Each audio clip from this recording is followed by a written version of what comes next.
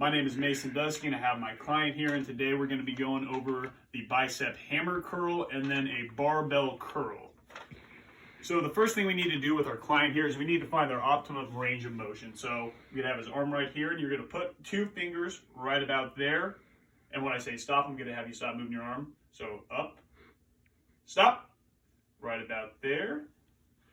And then go up again, then I'll tell you stop. Go up, stop. That's where his muscle hits its peak.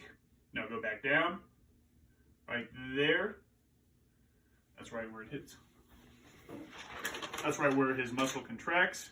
Body position for our client, we want him to be bent at the knees a little bit. We want to have his back a little bit forward. You guys need to bend a little bit at the waist. We want to make sure that his back right here, checking with two fingers, just make sure his back's tight, and then make sure his core is tight as it is. So the eccentric motion for this exercise, you can rest.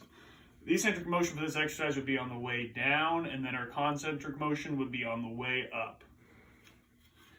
And when we hand this to our client, we want to make sure we're practicing safe, so we want to make sure we have our hands on the outside of the dumbbell and hand the inside part of them so he has a grip. And your position as a trainer, you should be right here, kind of underneath him, just in case he may drop that weight. You can kind of prevent it, kind of stabilize his elbow a little bit if need be. And our responsibilities for our client here, we want to make sure he's safe, obviously performing safe exercise. We want to make sure he's using proper form. And if he does fail the set, we want to make sure he's able to drop it in a safe way or be able to get him in a safe position to drop that weight. Safety aspects we should be aware of when doing this, just kind of our surrounding area. Generally, we don't have a mirror right now, but usually we do this in a mirror.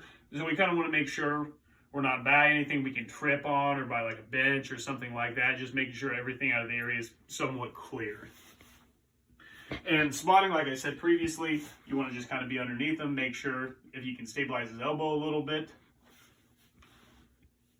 And the rate of the exercise being performed, we want a nice slow motion. You can start doing some right there, as we can see. We're going to have you do 7.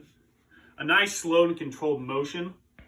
Up and down. And breathing, we want to breathe out on the way down and we want to breathe in on the way up.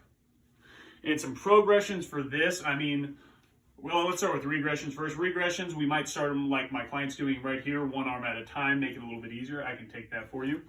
Make it a little bit easier on them doing one at a time because 2 can be difficult for some people. Another regression you can do is start having them sitting, a more stabilized position where they don't rely on their body to keep control. They're able to sit down. And then progression is maybe taking those things away, going from sitting to standing and going to maybe a little bit faster pace. The next exercise we have is the barbell bicep curl, which is very similar. The range of motion is still the same. It just involves both arms this time. And when we're handed it to our client, we want to make sure we give him a spot to be able to grip it. And it's much of the same as the hammer curl was. His motion is going to be the same. I'll have you do 7 of those for me. If you want to stay back tight a little bend at the waist, a little bend at the knees, make sure the core's tight. You need to be doing that. There we go. A nice controlled motion. The contraction for this and the